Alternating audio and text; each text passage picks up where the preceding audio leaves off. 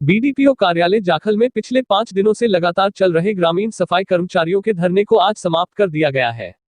उनका समर्थन करने पहुंचे सर्व कर्मचारी संघ ब्लॉक जाखल के प्रधान मुरारी शर्मा व नगर पालिका संघ जाखल प्रधान धर्म ने कहा कि पिछले 5 दिनों से अपनी मांगों को लेकर चल रहे धरने के बावजूद सरकार द्वारा कोई प्रतिक्रिया न देने पर हम सरकार की कड़े शब्दों में आलोचना करते हैं। कर्मचारी नेता ने बताया कि सरकार इस कोरोना काल में भी अपने योद्धाओं की मूलभूत मांगों को पूरा नहीं कर रही है। सरकार सफाई कर्मचारियों की जिंदगी से खिलवाड़ कर रही है।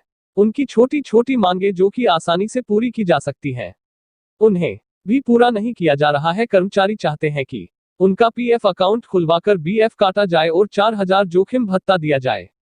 इसके अलावा सभी सफाई कर्मचारियों का 50 लाख का एक्स ग्रेशिया पॉलिसी के तहत बीमा किया जाए। इन मांगों को पूरा करने में सरकार को ज्यादा आर्थिक हानि नहीं होगी तथा कर्मचारियों की मांगें भी पूरी हो जाएंगी। सरकार ने श्रम कानून में बदलाव के बाद कर्मचारियों के हितों का जो नुकसान होगा उसके बारे कर्मचारी नेता ने विस्तार से बताया। रोडवेज की करियर स्कीम से होने वाले नुकसान व बिजली संशोधन बिल 2020 के लागू होने से आम आदमी पर इसका आर्थिक बोझ पड़ेगा। इस अवसर पर प्रधान दर्शन सिंह, सचिव चरण सिंह, बलबीर कौर तेजा, जसविंदर, मलकीत, राम सिंह जग्गा, नरेश कर्मचारी आदि मौजूद रहे। आप जो धरना प्रदर्शन कर रहे हो, आपकी मांगें क्या है?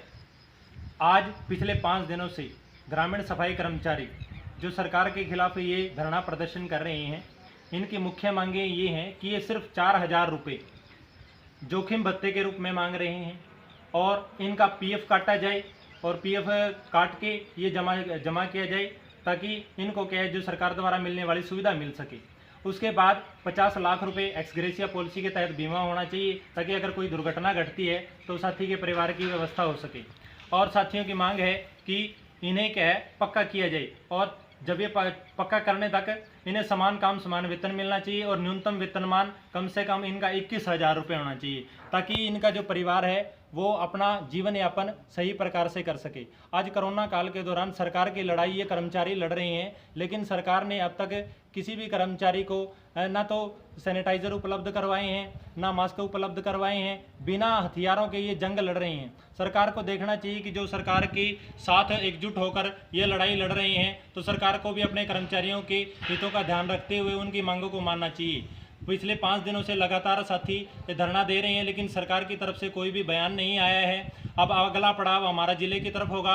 28 तारीख को हम सरकार को चेताएंगे कि या तो हमारी मांगों को मान ले, नहीं तो पूरे हरियाणा के अंदर बहुत बड़ा आंदोलन होगा। इन कर्मचारियों की अगर सरकार मांग नहीं मानती है तो कर्मचारी सरकार की ईंट से ईंट बजाने को तैयार हैं। मेरा सरकार से निवेदन है कि इन सभी कर्मचारियों की मांगों को माना जाए, क्योंकि ये जो मांगे हैं मूलभूत मांगे हैं और ये बिल्कुल बेसिक मांगे हैं। ये सिर्फ छोटी छोटी मांगे हैं, इन्हें पूरा करने पर सरकार को कोई बड़ा पैकेज देने की ज़रूरत नहीं है। तो सरकार